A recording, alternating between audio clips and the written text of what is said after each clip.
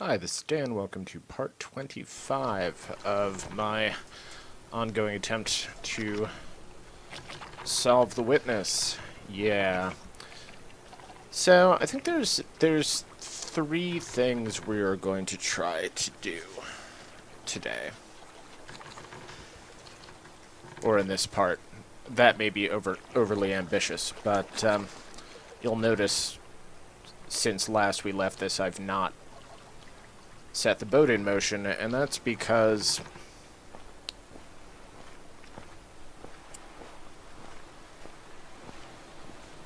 I really want to try and get more of a handle on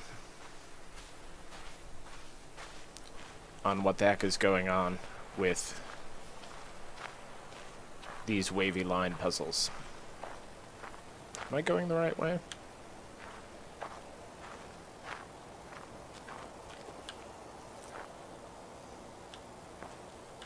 No, I think there's a lower route. Well, am I going the right way? Maybe.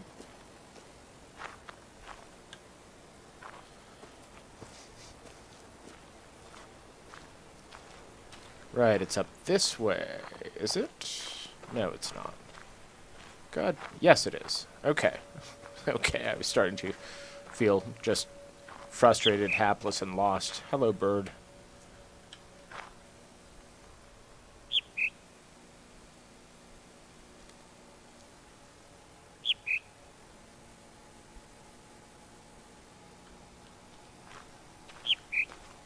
Hmm.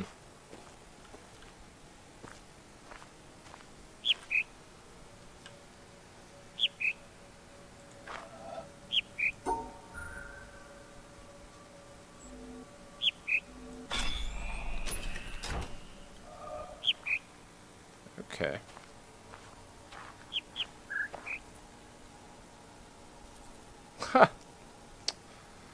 I'm glad I stopped and looked at that speaker. Because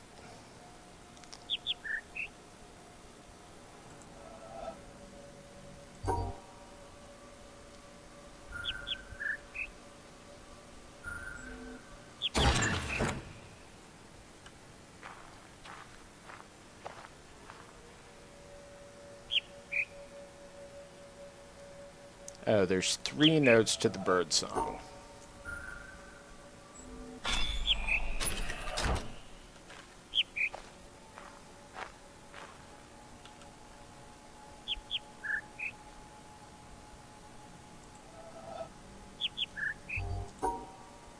And it's 2 high, 1 low.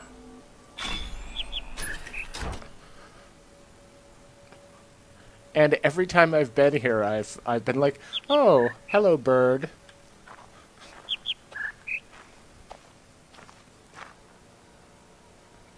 That's the bird. There is no bird.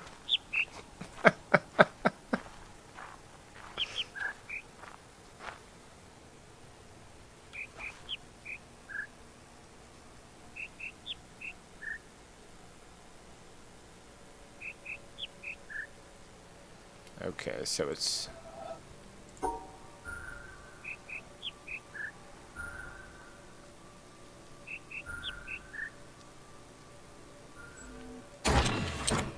no.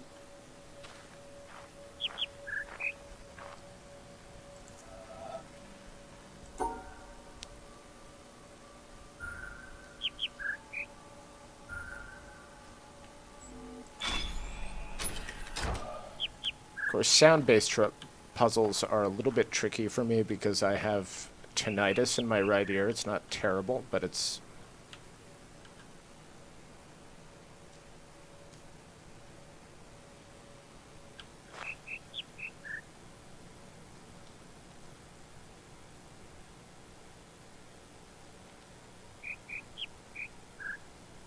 ah.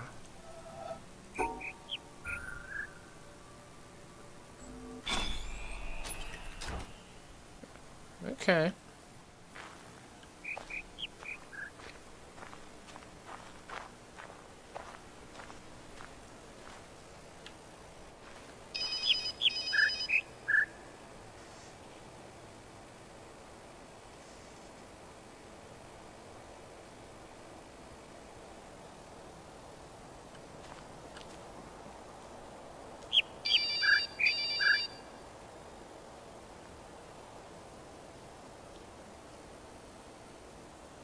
Oh, for the love of God. Okay.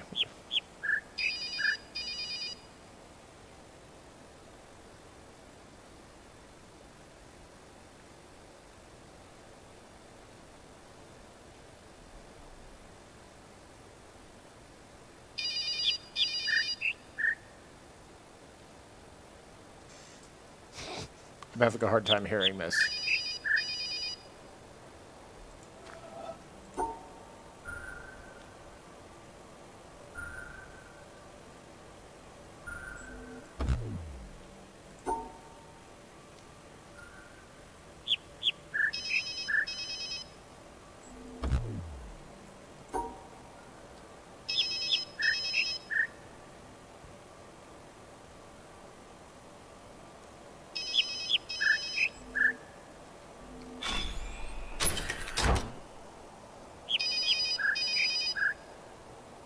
Is there a cell phone in the bushes? Sounds like there's a cell phone in the bushes.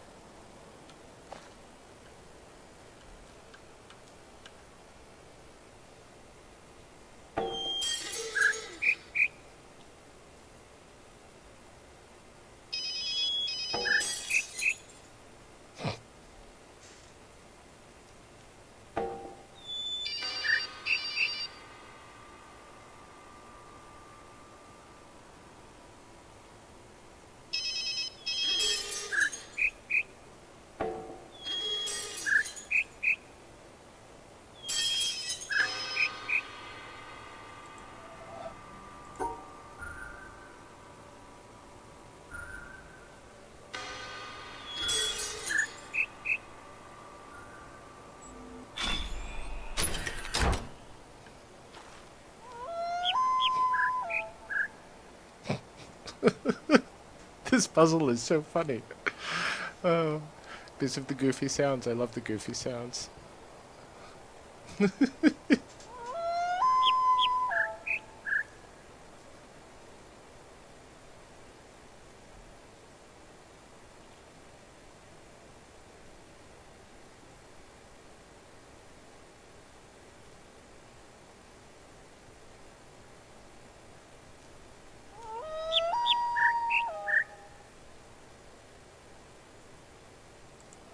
Okay.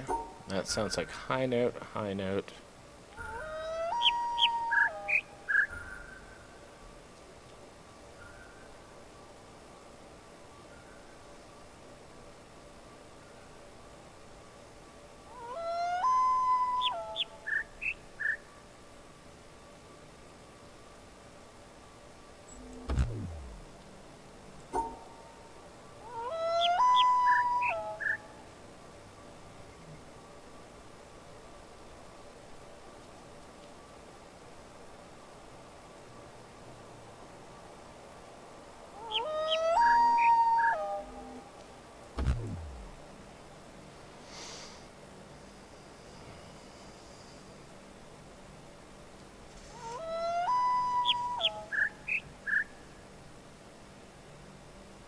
Maybe you're supposed to do the other bird cry and not the tweeting this time?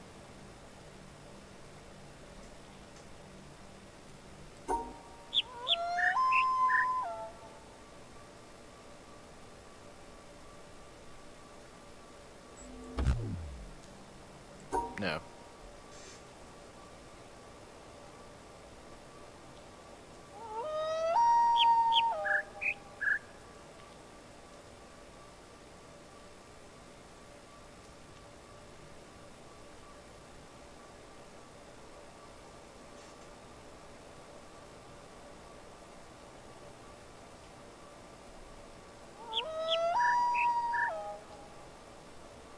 High, high, medium, low, medium.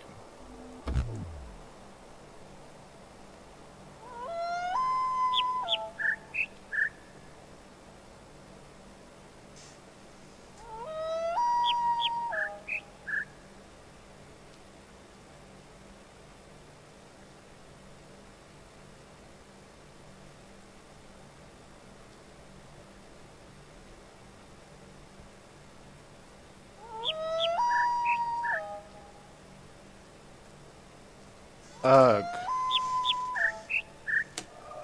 How many more of these damn things are there? There's this one.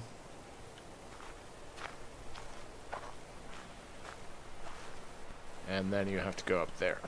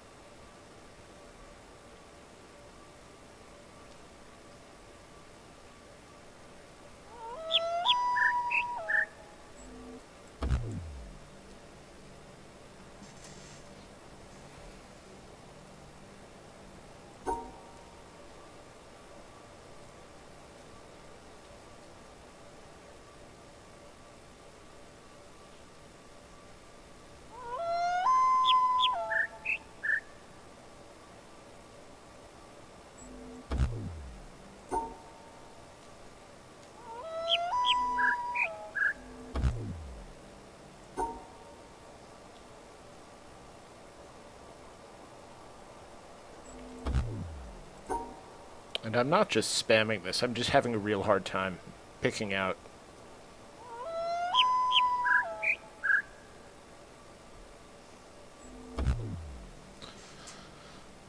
Okay.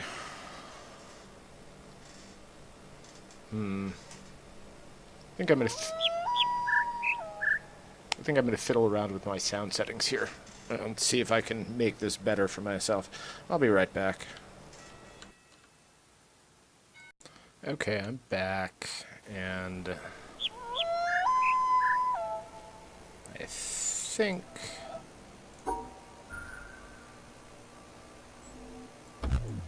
no.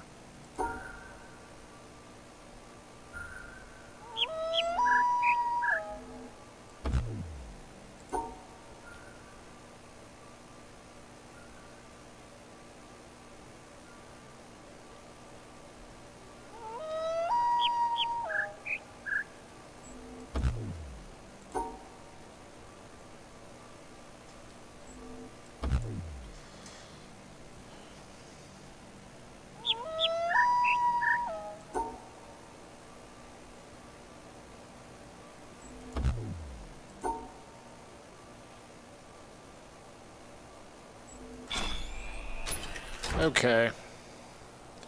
That... I wound up... Oh, shut up. I wound up doing something kind of ridiculous there. I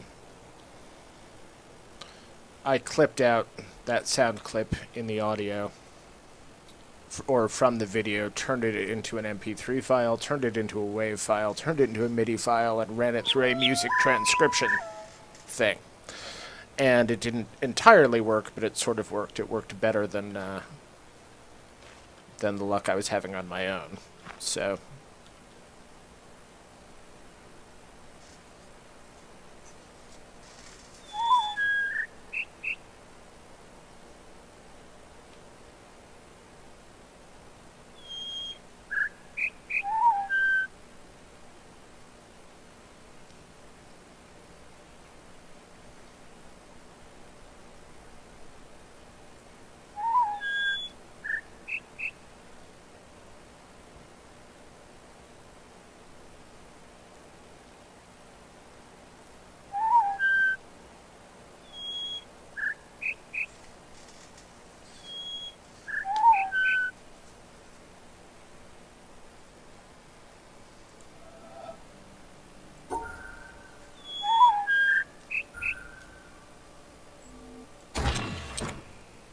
Oh, you fucker. Okay. Yeah, I know.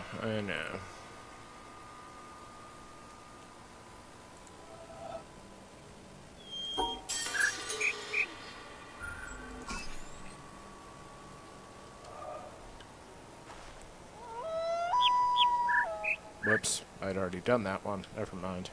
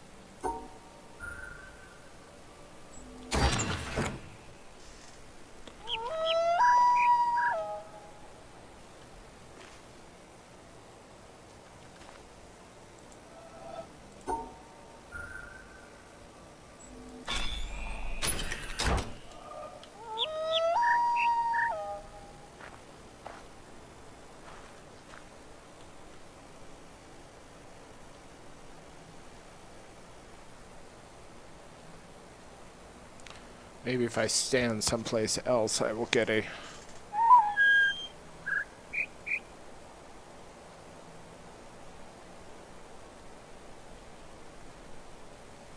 So I don't think we actually want the birdsong here.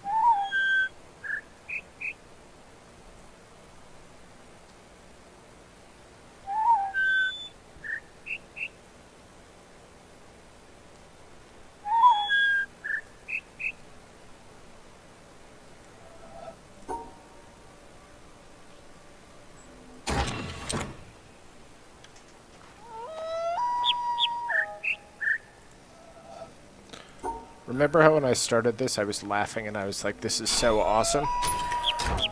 This is getting intensely frustrating now. So...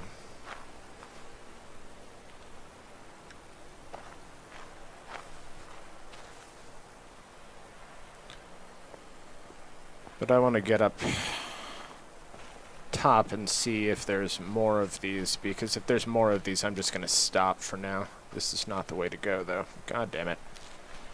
Bushes.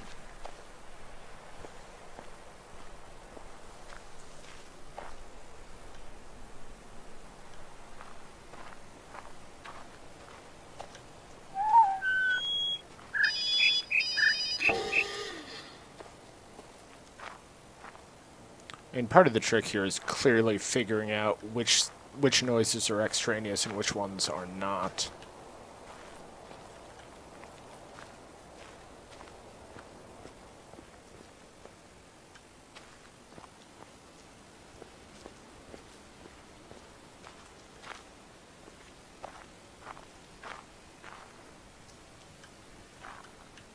What does this cable do?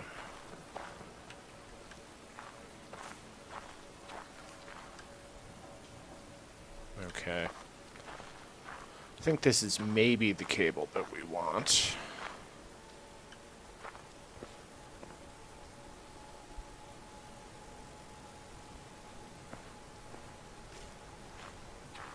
Is it the cable that we want?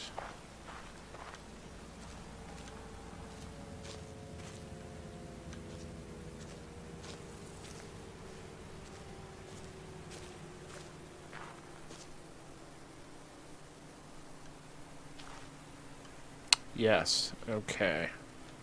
So where does it go?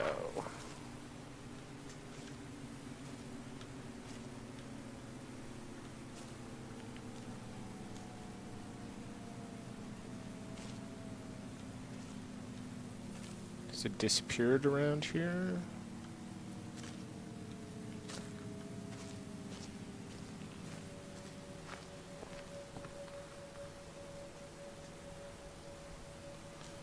Yeah, there's a lot of following cables, it seems like, in my life right now, in this game.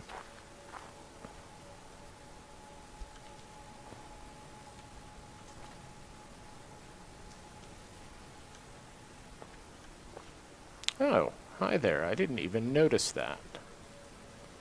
And that's going to be another place where we're going to find another way to play another one of those videos, would be my guess, but...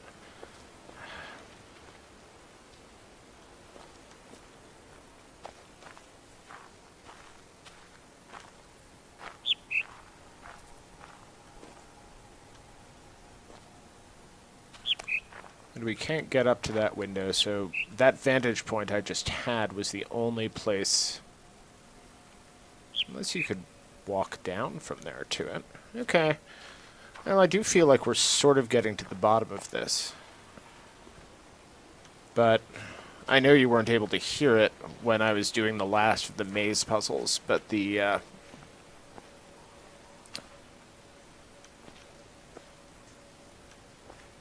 But I thought that the sort of...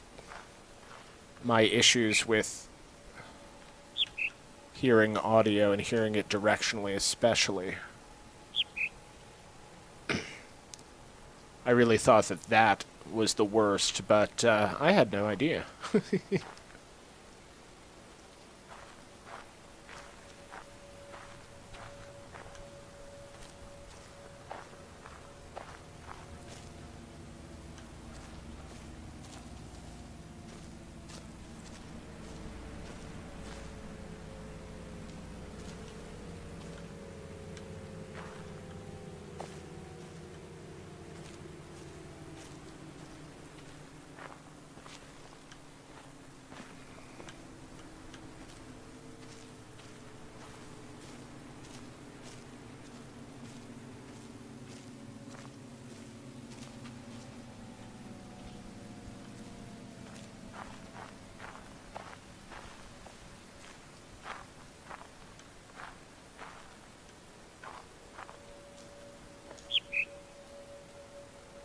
Okay, so the entrance there is off in this direction somewhere.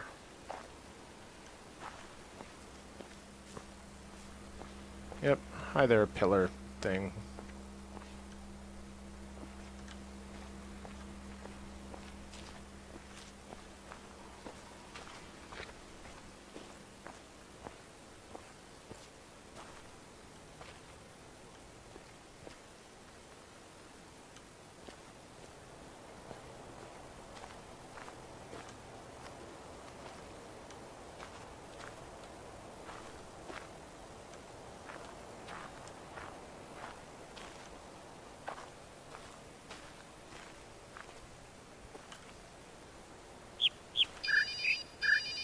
Oh my god. These terrible noises.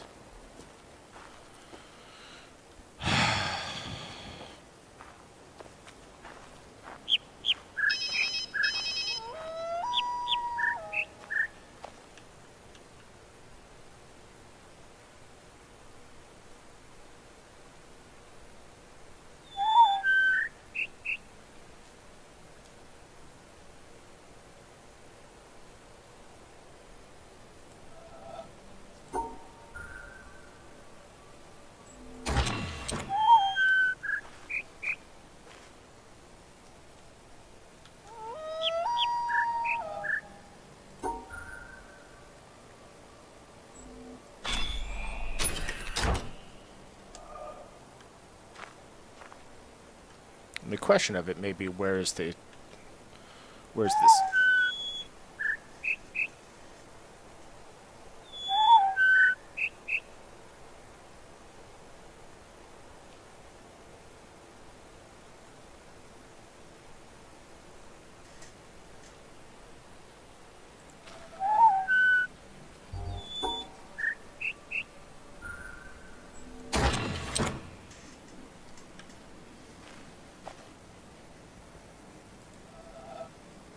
Sorry, I didn't finish that thought. Trying to identify what's actually going on with these tones is taking up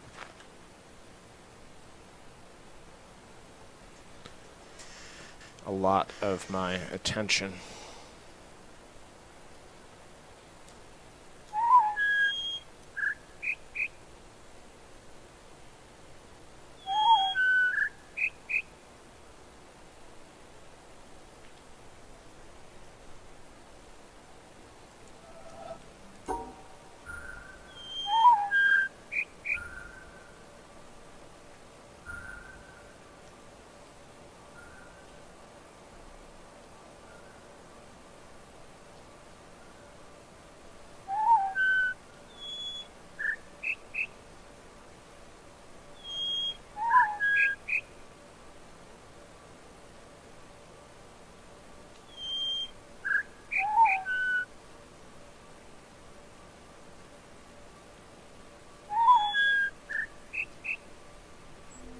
this isn't going to work either, is it? Okay, screw it. We know what we're doing here, and we just can't quite finish it right now. Or this part of it right now. So... Right, I need to remember that I can run. But sadly, caps lock doesn't allow us to run. So, anyway, okay, progress is being made, and that was completely unexpected that that I was going to figure that out. Or I figured it out not in a way according to any of the theories that I had going on.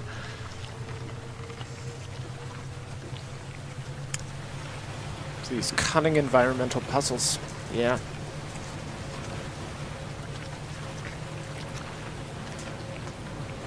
I wonder how long I was just screwing around with that. Let's see. Oh. I think we're probably at about the 40-minute mark. Of course, now I've completely forgotten what else I wanted to do over here.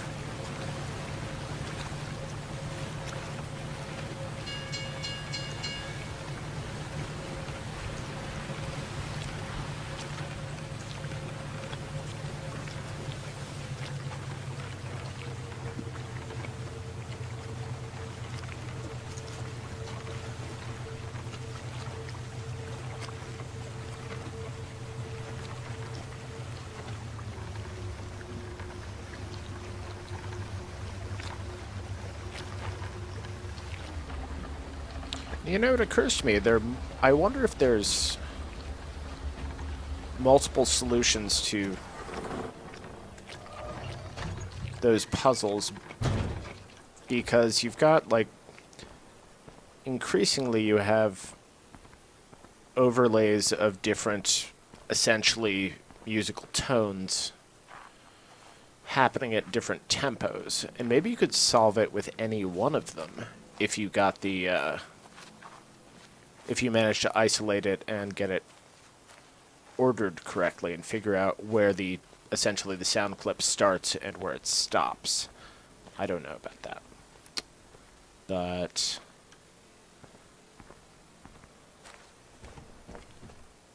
we figured out what to do with these things.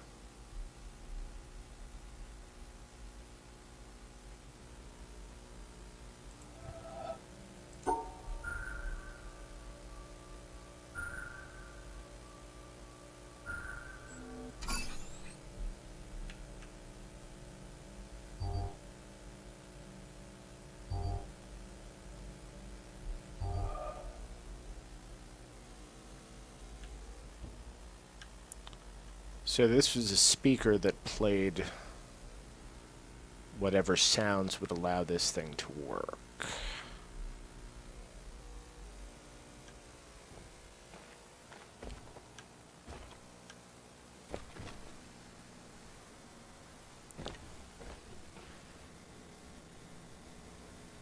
Are there any sounds around here that I can actually hear?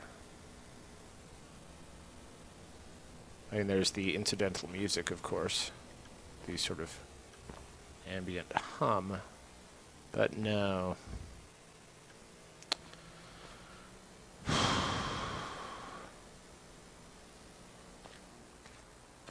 Oh.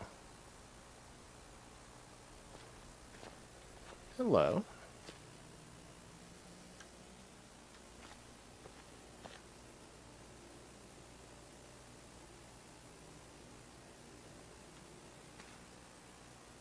It's like weird jigsaw puzzly stuff, isn't it? This is basically a map of the... Ooh? It's 1, 2, 1, 2, no.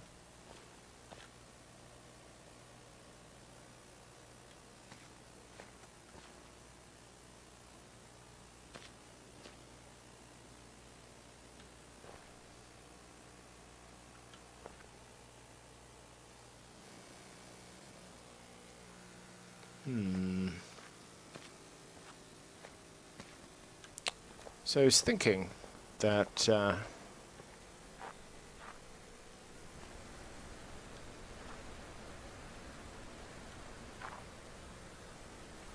for this, there has to be something around here that this corresponds to.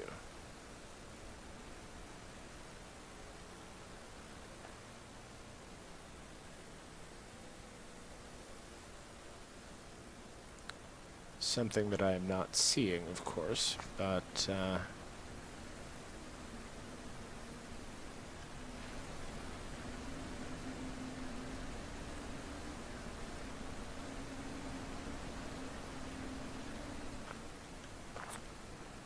I still think that the tower is also the key.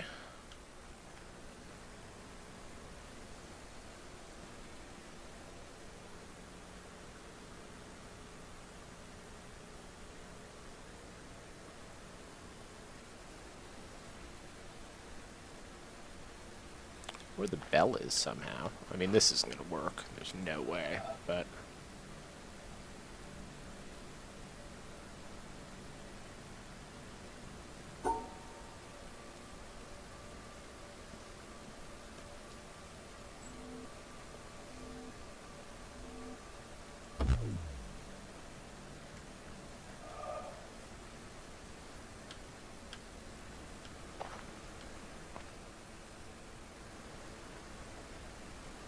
something that's transparent, though.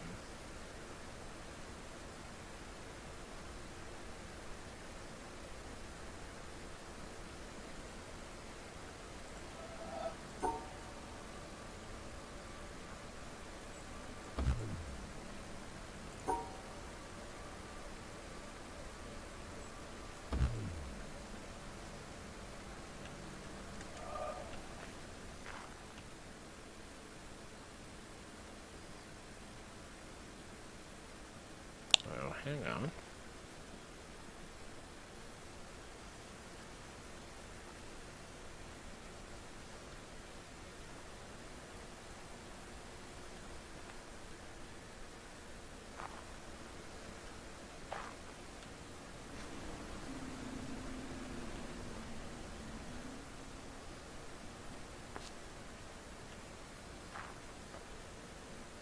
I could be just completely off on this, but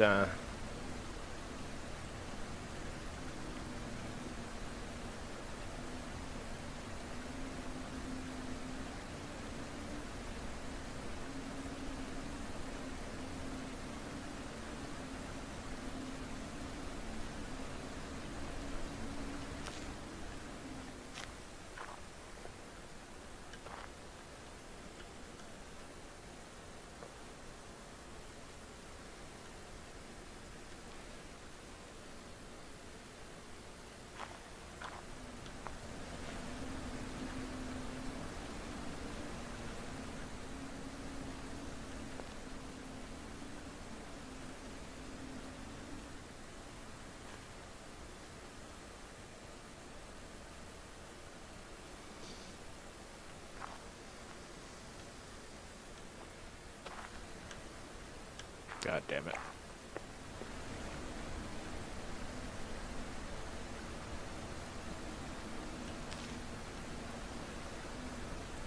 Okay, so that one, that one, that one, that one, that one, that one.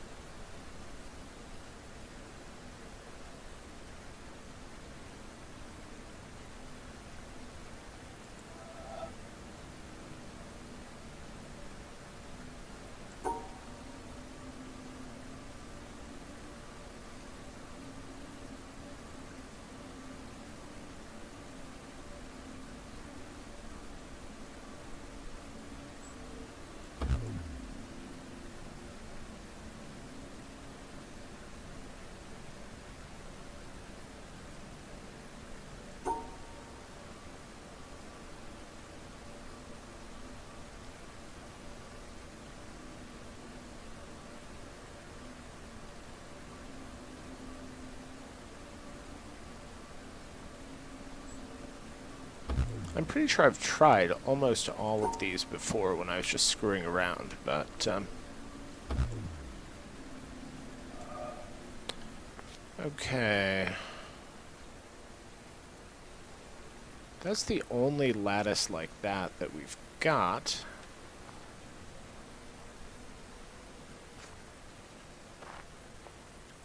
Right?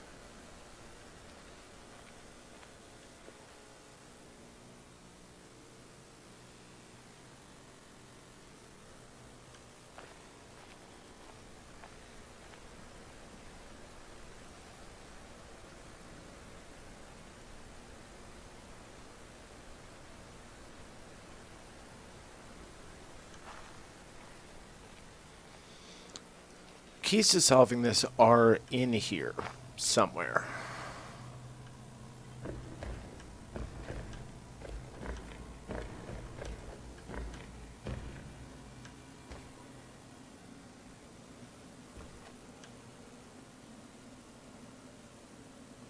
Or they're in this view, but I don't think they are in this view because this view doesn't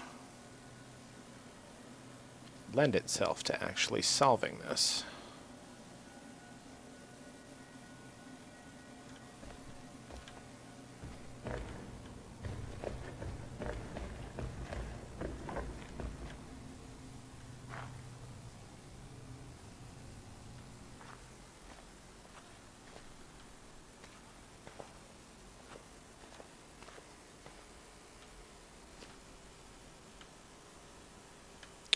Does it?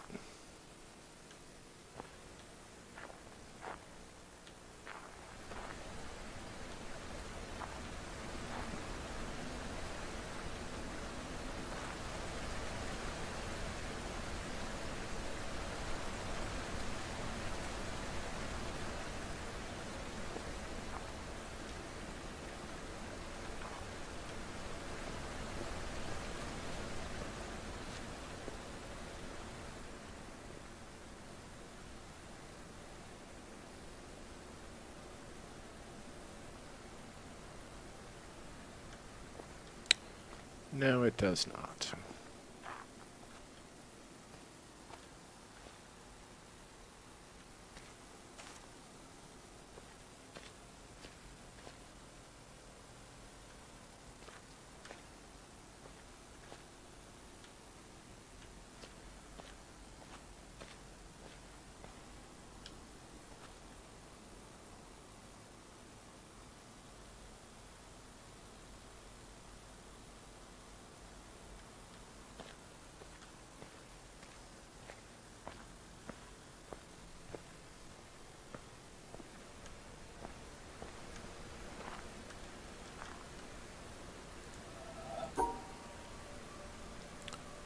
And the fact that the camera sort of tracks this way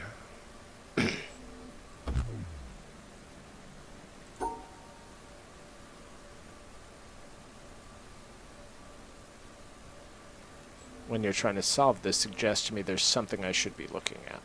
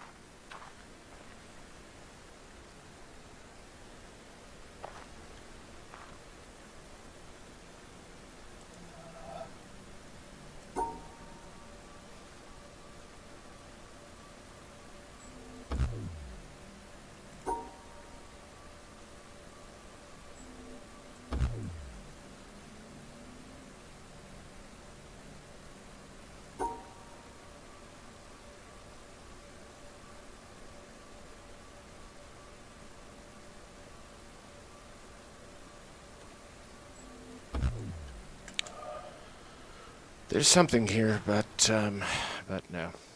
So, okay. Don't even really remember what the other things I wanted to do here were. That was sort of one of them, but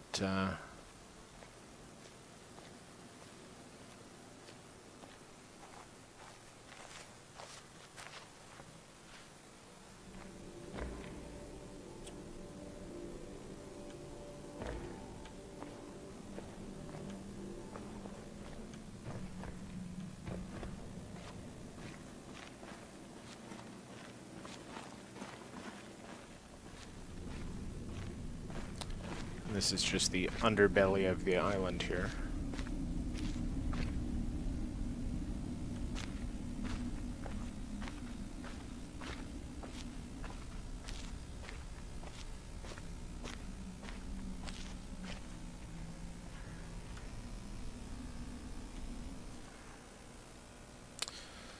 So, right, I don't actually remember what all of these things were, but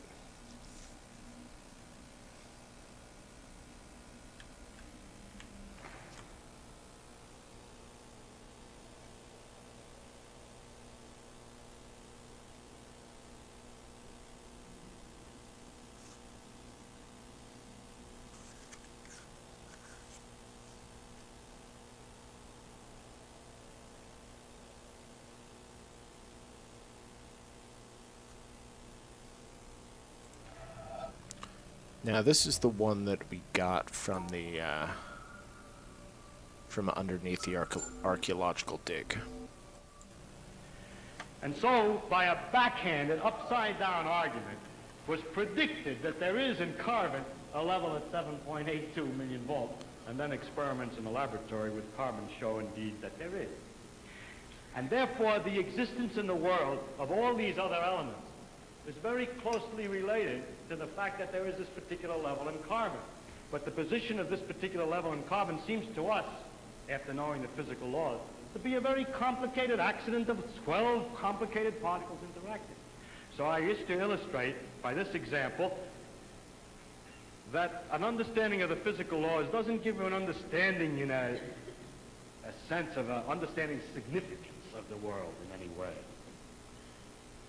The details of real experience are very far often from the fundamental laws. That's odd syntax. There are, in a way of speaking in the world, we have a way of discussing the world, which you could call, we discuss it at various hierarchies or levels. Now, I don't mean to be very precise, there's a level at another level and another level, but I will indicate by describing a set of ideas to you, just one after the other, what I mean by hierarchies of ideas. This For is example, lengthy. at one end, we have the fundamental laws of physics. Then we invent other terms for concepts which are approximate, who have, we believe, the ultimate explanation in terms of the fundamental laws. For instance, heat. Heat is supposed to be the jiggling, and it's just a word for a hot thing is just a word for a mass of atoms which are jiggling. For that, fundamentally, we should think of the atoms jiggling. But for a while, if we're talking about heat, we sometimes forget about the atoms jiggling. Just like when we talk about the glacier, we don't always think of the hexagonal ice snowflakes which originally fell. Another example of the same thing is a salt crystal. Looked at fundamentally, a lot of protons, neutrons, and electrons. But we have this concept, salt crystal, which carries a whole pattern already of fundamental interactions, or idea like pressure. Now, if we go higher up from this, in another level, we have properties of substances like refractive index, how light is bent when it goes through something, or surface tension, the fact that the water tends to pull itself together, is described by a number. I remind you that we have to go through several laws down to find out that it's the pull of the atoms and so on. But we still say surface tension, and don't worry when we're discussing surface tension of the inner workings always. Sometimes we do, sometimes we don't. Go on, up in the hierarchy. With the water, we have the waves, and we have a thing like a storm. We have a word for storm, which represents an enormous mass of phenomena. Or sunspot, or star, which is an accumulation of things. And it's not worthwhile always to think of it way back. In fact, we can't, because the higher up we go, we have too many steps in between, each one of which is a little weak. We haven't thought them all through yet. If we go up in this hierarchy of complexity, we get to things like frog or nerve impulse, which you see is an enormously complicated thing in the physical world, involving an organization of matter in a very elaborate complexity.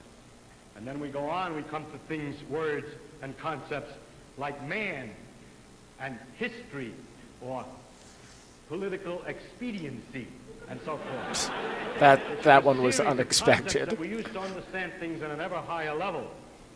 And going on, we come to things like evil and beauty and hope. Now, which end is nearer to the ultimate creator, or the ultimate, or if I make a religious metaphor, which end is nearer to God? Beauty and hope, or the fundamental laws? Who's this guy? I think that the right way, of course, is to say that the whole structural interconnections of the thing is the thing that we have to look at. Yes, yes, And that the yes. sequence of hierarchy, that all the sciences and all the efforts, not just the sciences, but all the efforts of intellectual time, are to see the connections of the hierarchies is to connect beauty to history, is to connect history to man's psychology, the man's psychology to the working of the brain to the neural impulse to the chemistry, and so forth, up and down, both ways. And today we cannot, and there's no use making believe we can, draw carefully a line all the way from one end of this thing to the other. In fact, we've just begun to see that there is this relative hierarchy. And so I don't think either end is nearer to God's. And it's to stand at either end and to walk out off the end of the pier only, hoping out in that direction is the complete understanding, is a mistake. And to stand with evil and beauty and hope, or to stand with the fundamental laws, hoping that way to get a deep understanding of the whole world with that aspect alone, is a mistake. And it is not sensible either for the ones who specialize at one end and the ones who specialize at the other end to have such disregard for each other. They don't actually, but the people say they do. But that actually the great mass of workers in between, connecting one step to another, are improving all the time our understanding of the world, both from working at the ends and working in the middle. And in that way, we are gradually understanding this connection, this tremendous world of interconnecting hierarchies.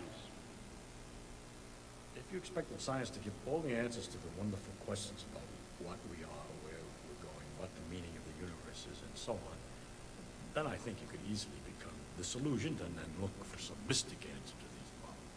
How a scientist can take a mystic answer, I don't know, because the whole spirit is to understand. Well, never mind that. I don't understand that. But anyhow,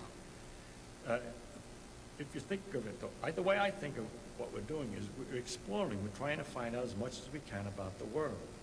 People say to me, are you looking for the ultimate laws of physics? No, I'm not. I'm just looking to find out more about the world. And if it turns out there is a simple ultimate law that explains everything, so be it. That would be very nice to discover. If it turns out it's like an onion with millions of layers and we're just sick and tired of looking at the layers, then that's the way it is. But whatever way it comes out, its nature is there and she's going to come out the way she is. And therefore, when we go to investigate it, we shouldn't pre-decide what it is we're trying to do except to find out more about it. If you say, but your problem is, why do you find out more about it? If you thought that you were trying to find out more about it because you're going to get an answer to some deep philosophical question, you may be wrong. It may be that you can't get an answer to that particular question by finding out more about the character of nature. But I don't look at it. My interest in science is to simply find out about the world. And the more I find out, the better it is. I like to find out. There are very remarkable mysteries about the fact that we're able to do so many more things than apparently animals can do. And other questions like that. But those are mysteries I want to investigate without knowing the answer to them. And so altogether, I can't believe the special stories that have been made up about our relationship to the universe at large, because they seem to be too simple, too connected, too local, too provincial. The earth, he came to the earth. One of the aspects of God came to the earth, mind you. And look at what's out there. How can it isn't in proportion. Anyway, it's no use arguing. I can't argue it. I'm just trying to tell you why the scientific views that I have do have some effect on my beliefs. And also another thing has to do with the question of how do you find out if something's true? And if you have all these theories of the different religions, have all different theories about the thing, then you begin to wonder. Once you start doubting, just like you're supposed to doubt, you ask me, is the science true? We say, no, we don't know what's true. We're trying to find out. Everything is possibly wrong. Start out understanding religion by saying everything is possibly wrong. Let us see.